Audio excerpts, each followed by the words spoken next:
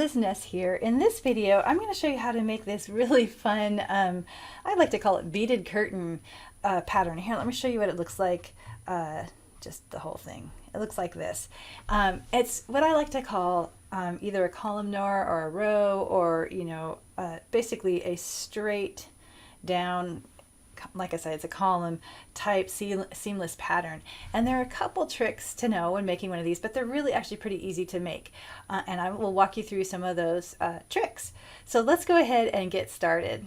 To get started, I have opened up a 12 by 12 inch document that's at 300 dpi, and I have turned on the drawing guide, and I've edited the drawing guide so that I have 4 3 by 3 squares that go across and up the document here, and that's just so that I can position things the way I want to.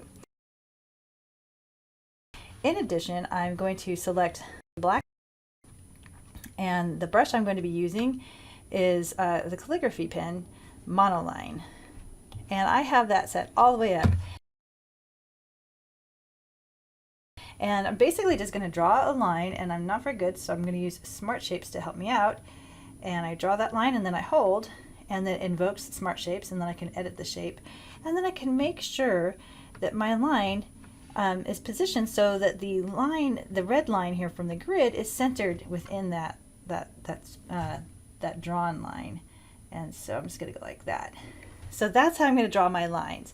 And when I'm satisfied, I can tap out into the workspace. For the little beads, the different shaped beads, I'm going to create a new layer, and then I'm going to draw a circle or an oval, either way. And so here I'll draw a circle, and then again I just hold, and then I tap with one finger to make the circle shape. And I'm going to go ahead and make sure that these are positioned in the center too, and you can just look for these lines and see that they're lined up with the grid line, and then you'll know it's centered. And then I will be filling those beads with white, so just drop in white like that, and then I'll make a new layer for each new bead as I go along. So let's go back to black, and for an oval, same pen, and I'm going to just draw sort of an oval shape and then hold, and then I can edit the shape, and then I can just make sure that the little dots are right over the center line of the grid. So let's see, move that over just a bit. And once again, I'm just going to fill that with white. And that's how we're going to make the lines and the beads. Okay, so let's now go ahead and go to an example of work here so that we can speed this process along. Now in this new group, I have my drawing already made, and I'm going to put a new layer above that just to show you what we care about. So I've got all these little beads made, and I need to have something that goes up here, and it needs to be the same shape. So let's go ahead and draw one, and I'll show you what I'm talking about here. So let me make sure I'm just on that new layer, and I'm going to go back to black, and now I'm just going to draw a circle, and I want it to be something that'll fit right in there. So I'm just going to sort of come over here and draw it off to the side, and that looks like something that would probably fit, and I'm going to tap with one finger so I get the circle. I'm going to go ahead and fill that with white, and then I'm going to move this so I can see if this is going to fit, and it will fit in that space, and we need it to fit halfway. So that looks really good, but I don't want to do that yet. Okay, so now that I know that the sizing is good, I'm going to go ahead and duplicate that bead and that layer. So once again, we've got all of our beads in this line made, except for the last one that's going to go on the end. And we want to make this match up so that when we make our pattern, it just goes from this little circle, you know, is actually half here and half there, so that it'll just look like it keeps on going, and that's what makes it seamless. So let's take the first of that circle, and we're going to select our Move and Scale tool, and we're going to come up here, and we're going to line it up so that it's halfway. And then we also want to line the bounding box so that it's half of that box. And I have snapping selected here. So I want to make sure that it snaps right along that edge there of my paper. And then I also want it to be down the center, which it is. So that's that first one. So I'm satisfied, so I'm going to deselect that Move and Scale tool. Then I'm going to go back to that other layer that's a duplicate, and I'm going to do the same thing, but down at the bottom, so I can squish and see, so that I can see this better. Oops, that's not what I meant to do, so I can just reset. So now let's go ahead and move this. So I'm going to come over here, I like to do this with my finger. I feel like I have a little more accuracy. You can see the little gold line, so it's snapping along the edge and it's halfway through that bounding box. And I just want to make sure that it is right down that center line, and it is. And you can see that there are some blue guidelines that go all the way up to the other circle. And that's exactly, whoops, that's what I want. So now if I can just get it and let go of it without messing that up. Okay, and I just did. So then I can deselect that. So now this will just run in a line that keeps on going, and it'll just keep on repeating. And that's how sort of seamless patterns work. And this is a seamless pattern that works in columns. So this is we're partway done. So now I want to take this and I want to actually put it on the edges of these pages. So on the edges of the page. So just like I've used the shape and gone to the edge here, I need to do that on these, you know, the edge here that's a column. So let's go ahead and we're going to go ahead and combine all of this right here just by pinching it together. Okay. Okay, so now what I want to do is make a duplicate of this whole grouped piece here. And I'm going to duplicate that. And now I'm going to take the first of those and I'm going to select my move and scale tool, and I'm going to move all the way over to the side here. And I want to keep everything lined up, so you see the gold line. So we're keeping it lined up top to bottom, but I also want to move it so that it's halfway. So I'm going to be looking for this gold line and then the other 3 gold lines, and then, whoops, I can let go when I get it. Okay, there we go. And I can deselect that. And now I'm going to do the same thing, but move it over to this edge for this bit. So let's see, select that one and move it all the way over. Okay, so I've got this edge, but I don't have it top to bottom. There we go, now I do. Okay, I can deselect.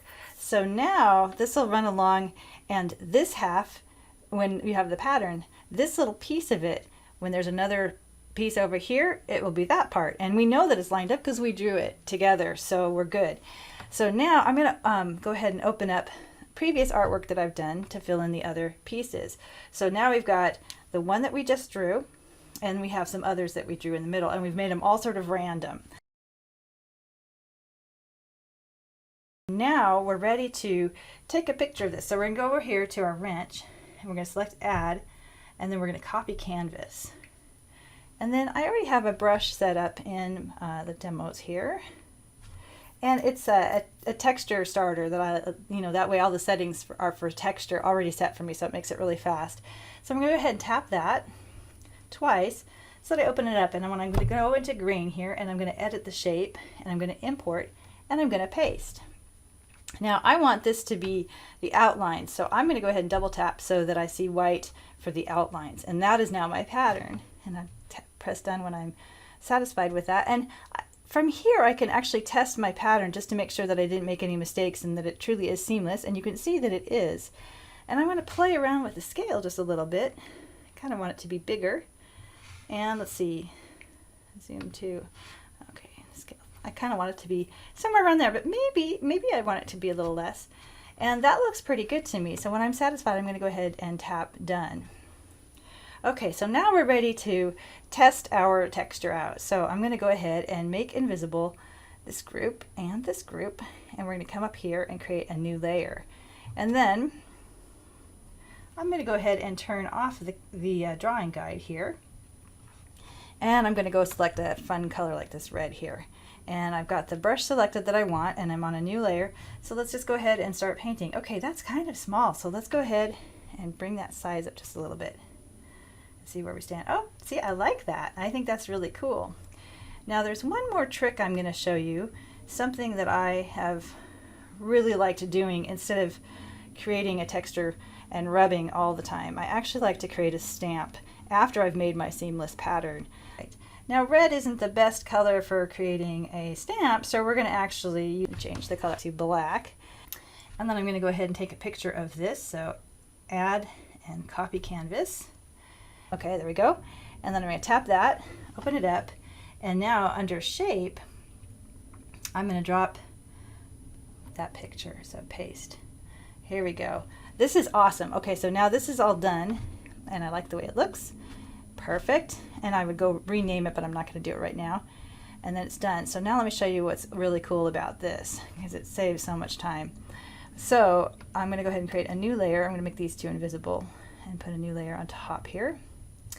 And then I'm going to just choose whatever color I want. And then I've got my stamp selected there, and I've got it all the way up, and I just tap in the center and it just lays it down for you right away. And so this really can save you a lot of time. So once you get a seamless pattern that you really like, and again, that's why I do it in a 12 by 12 size too, because that's the size I usually work in. If you can create something like that, you can create a new stamp for it. I'm going to make these essential starters available to you, so you don't even have to think about like what settings do I set my brush at. You can just create the picture and then use the starter that will work for what you're using the brush for.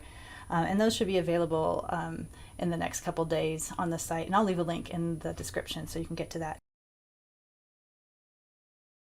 We start in the center and we create edges for the center piece. Then we take a copy of the whole centerpiece and put it on the edges, and then we fill in the other pieces. And same strategy with the other pieces. We do want to share a shape on the top and the bottom so that it just flows nicely. And that is how you make a row type seamless pattern. If you've enjoyed this video, please be sure to like the video, subscribe to the channel, and ring that bell so you're notified when new videos become available. Meanwhile, I hope your day is amazing.